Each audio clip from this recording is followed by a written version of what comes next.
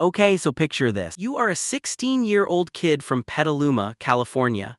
You have a camera, some VFX skills you learned from a video game engine, yes, a video game engine, and an obsession with a creepy corner of the internet that most people had never heard of. The Lifeform, more on that in a minute. Kane's videos went viral in a way that is hard to overstate. Hollywood noticed. A24 signed on. Churnin Entertainment co-financed. Blumhouse and Atomic Monster came on as producers. And for a budget of under $10 million, Kane Parsons directed a feature film that opened to $81 million domestically and nearly $118 million worldwide in its debut weekend. That is A24's biggest opening in its 14-year history. It beat Civil War, it beat everything.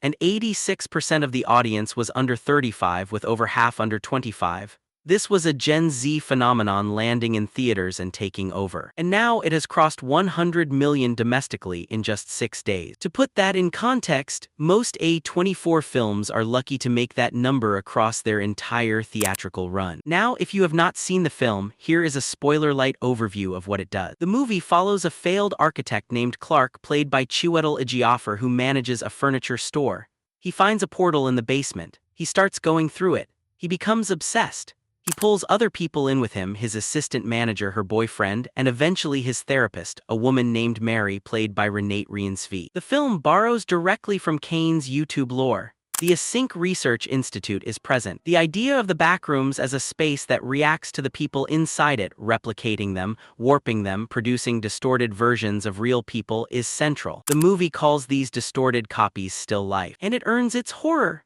Critics called it an unsettling, atmospheric freakout that dismantles your sense of reality. The Rotten Tomatoes consensus describes it as startlingly assured. For a debut feature from a 20-year-old, that is not a small thing. One criticism that has come up, and I think it is fair, is that the film has the DNA of its episodic origin. The Clark section and the Mary section feel somewhat like two different chapters of a larger story rather than one seamless narrative, which honestly for a sequel is not a bad problem to have, because it means there is clearly more story waiting to be told. And the ending does not give you a tidy resolution. Mary's arc in particular feels like it is pointing somewhere, like a chapter that deliberately stops mid-sentence. So here is what we know right now. According to a recent report from Deadline, Kane Parsons is actively looking for a screenwriting collaborator to work with on Backrooms 2. He is not just greenlit and handed a budget.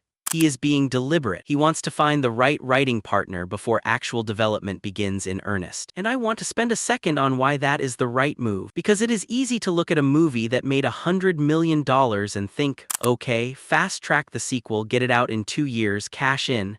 That is the Hollywood playbook. And it almost always makes sequels worse. Kane Parsons is not doing that. He started his career posting YouTube videos he had full creative control over. He built his fan base on the strength of world building and atmosphere, not spectacle. The fact that his first major commercial success has not changed that instinct, the instinct to collaborate carefully rather than move fast, is genuinely encouraging. You make a short film, you post it to YouTube, and then, 4 years later, you are standing in a movie theater watching your vision play out on a massive screen with your name in the director's chair at age 20 as the youngest filmmaker in history to hit the #1 spot at the box office. There is also a practical reason this matters. The original film had Will Sudick as the screenwriter. Roberto Patino was initially attached and then stepped away. The writing of a Backrooms movie is genuinely difficult work because the concept itself is both incredibly evocative and potentially very thin if you are not careful. Think about it. The Backrooms is essentially a location. It is an aesthetic. It is a feeling. Translating that into a feature-length narrative that works, that builds character, that has something to say, that earns its scares through story and not just through atmosphere is a hard writing job. It requires someone who understands horror at a structural level, who can work with surreal logic, and who can help Kane figure out exactly how much of the mystery to peel back without killing the thing that makes the Backrooms terrifying in the first place. Because that is the core tension of this franchise going forward. The more you explain, the less scary it gets. The Backrooms works because it is unknowable. The moment you give it rules, you risk making it ordinary. This is the part I have been thinking about most. Based on the lore that the first film left untouched, and there is a lot of it, a sequel has an enormous playground to work with. First, the Async Research Institute. In the first film, Async is present but not fully examined. They are the organization that discovered the threshold. They have been sending people in. And based on the lore from Kane's YouTube series, things have not gone well for most of those people. A sequel that puts Async front and center, their internal politics, their ethical compromises, the degree to which they understand what they have actually found, could give the story a new dimension entirely. Second, the Lifeform. This is the creature that the first film only hints at. In the YouTube series, the Lifeform is an 11-foot-tall humanoid entity made of what appears to be a bacterial substance. It is believed by many lore analysts to be composed at least in part from the bodies of people who died inside the backrooms. It wanders, it waits, it mimics sounds including human voices and cries for help, and it cannot be reasoned with. The Screen Rant article on the sequel specifically floated the idea that a sequel could introduce the Lifeform, using the deaths that occurred in the first film as the in-universe justification for its presence. And that is smart writing because it means the horror of the sequel is directly born from the events of the original. The dead do not stay dead in the backroom, they become something else. Third, the psychological dimension. The first film establishes that the backrooms reacts to the minds and memories of people inside it. It generates copies, it warps, it mirrors trauma. That is a concept with almost unlimited narrative potential. What happens when someone who is deeply damaged enters the backrooms? What does the space build from that? What happens if Async, knowing this, starts deliberately choosing who they send in based on psychological profile? And fourth, Mary, Renate Reinsve's character ends the first film in a way that strongly implies a return. She is a therapist. She spent time inside a space that reads and responds to psychological material. What did the backrooms learn from her? What did she bring back with her, whether she knows it or not? A sequel that picks up those threads carefully, without explaining everything, without overmapping the mystery, could be something genuinely great. I want to zoom out for a second, because The Backrooms is not just a good movie, it is a signal, and I think it is worth paying attention to what it is signaling. That is not a made-up story. That is the actual real life of Kane Parsons. And today we are talking about what comes next. Because Backrooms 2 is now officially in early development, and the way it is being built, quietly, carefully, with a very specific kind of collaborator being sought, tells us something important about what kind of sequel this is actually going to be. Let us get into it. The film that Backrooms beat at the box office in its second weekend was Star Wars: The Mandalorian and Grogu, which dropped 70% in week 2. 70%. That is a catastrophic fall for what is supposed to be one of the most reliable franchises in film history. Meanwhile, a $10 million horror film made from a YouTube series directed by a 20-year-old is holding and building. The second weekend estimates are tracking at 48 to 50 million, which would be a remarkably strong hold. What that tells us is something that people in Hollywood are probably not fully ready to accept. Younger audiences are not impressed by brand names anymore. They are not going to show up for Star Wars because it is Star Wars. They will show up for something that actually feels like something. Something that has a distinct creative vision behind it. Something that feels like it came from a real person with a real idea. Kane Parsons is that. He built his following on YouTube before anyone in Hollywood knew his name. His audience came to him because of the work itself. And when he brought that work to theaters, his existing fans showed up and they brought their friends and it became a cultural moment. That is not a formula Hollywood can easily replicate, but it is something they should study very carefully. I want to be honest with you because I think this channel is about more than hype. There are real ways Backrooms 2 could go wrong. The first is pressure to overexplain. The more successful the first film becomes, the more pressure there will be to answer the questions it raised. Studios like answers. Test audiences often say they want answers. But in horror, especially in this kind of cosmic, surreal horror, answers are almost always the enemy. The moment you draw a clear map of the backrooms, it stops being terrifying. It becomes a setting, a backdrop. Just another haunted house with different wallpaper. The screenwriter Kane brings on board will need to be strong enough to resist that, to write something that deepens the mystery rather than solves it. The second risk is timeline. Good sequels take time. The sequel to Hereditary, Midsommar, came 3 years later and was brilliant. The sequel to A Quiet Place came quickly and was a significant step down. If A24 and the producers push for speed over quality because of the commercial momentum, the second film could arrive before it is ready. The third risk is tonal drift. Horror sequels have a tendency to lose the specific texture of the original. The first Backrooms works because of restraint, because of what it does not show you. A sequel with a bigger budget and more commercial expectations might feel pressure to deliver more creature, more action, more scale, and more is usually wrong when what worked was less. Kane Parsons has earned enough trust that I think he understands all of this. His statement about not using AI in his filmmaking, he said it defeats the purpose, that he gets no enjoyment from those tools, tells you a lot about his creative philosophy. This is someone who cares about craft, who is not interested in shortcuts. I just hope the system around him gives him the space to do this right. One last thing I want to talk about, because I think it deserves more attention than it gets. Kane Parsons started posting YouTube videos at 16.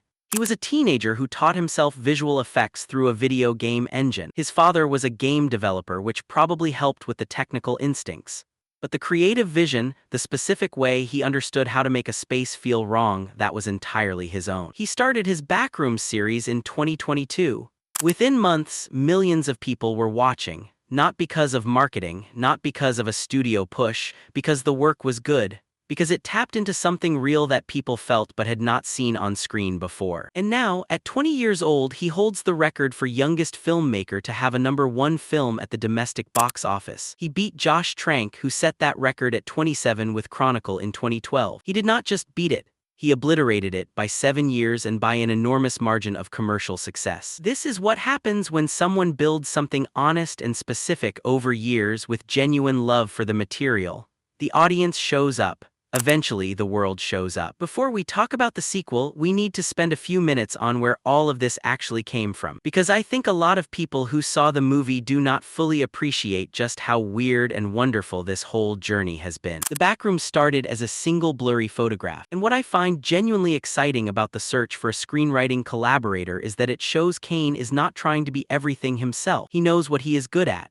He knows where he needs help. That is a kind of self-awareness that a lot of creatives, especially young creatives who have experienced sudden massive success, struggle to hold on to. That is how you build something that lasts. So where does this leave us? Backrooms 2 is early. There is no script yet. There is no green light yet in the formal sense. Kane Parsons is looking for the right writing partner, which means we are probably looking at a 2027 or 2028 release at the earliest, if things move at a reasonable pace. But the foundation is solid. The first film is a genuine hit, critically and commercially. The creator still cares deeply about the work. And the specific kind of horror this franchise deals in, the fear of empty spaces, the dread of being lost, the horror of a world that reacts to your worst memories, has not been fully explored yet. Not even close. If Backrooms 2 gets the writing it deserves, and if Kane Parsons is given the time and space to build something that earns its scares rather than just delivering them on demand, this franchise could become something truly important in the history of horror cinema. A story that started with one blurry photograph of a yellow hallway.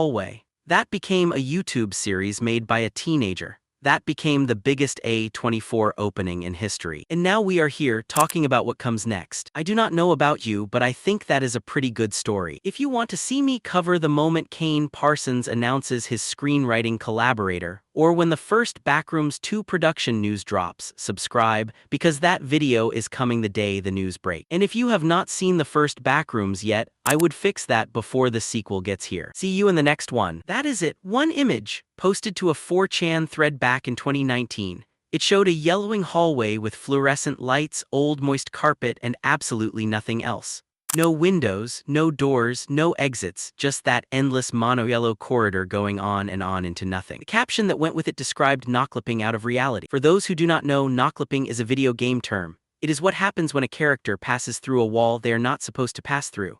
The idea in the post was simple and deeply unsettling. What if you could do that in real life? What if you stumbled, lost your footing in reality, and suddenly you were on the other side, in the back room? With the hum of fluorescent lights and approximately 600 million square miles of empty rooms stretching out in every direction. That image went places. It hit Reddit. It hit TikTok. The liminal spaces hashtag on TikTok alone ended up racking up close to 2 billion views. The concept tapped into something that a lot of people were feeling but could not quite name. That sense of wrongness you get from an empty shopping mall late at night, a hotel hallway at 3 in the morning, a school building on a Sunday, spaces that are designed to hold people but currently hold none. Spaces that feel like they should not exist without someone in them. That feeling even has a name. Canopsia, the eerie, forlorn atmosphere of a place that is usually busy but is now abandoned, and the Backrooms became the perfect visual metaphor for it. Then came Kane Parsons. At age 16, working under the name Kane Pixels, he started making found-footage short films set inside the backroom. And these were not amateur weekend projects. The level of visual craft in these films, the lighting, the camera work, the sense of space, the sound design was genuinely shocking for someone his age working from a bedroom. His series depicted a fictional research organization called Async that had discovered a way to enter the backrooms through a threshold, essentially a portal. Scientists went in, things went wrong, something was in there with them.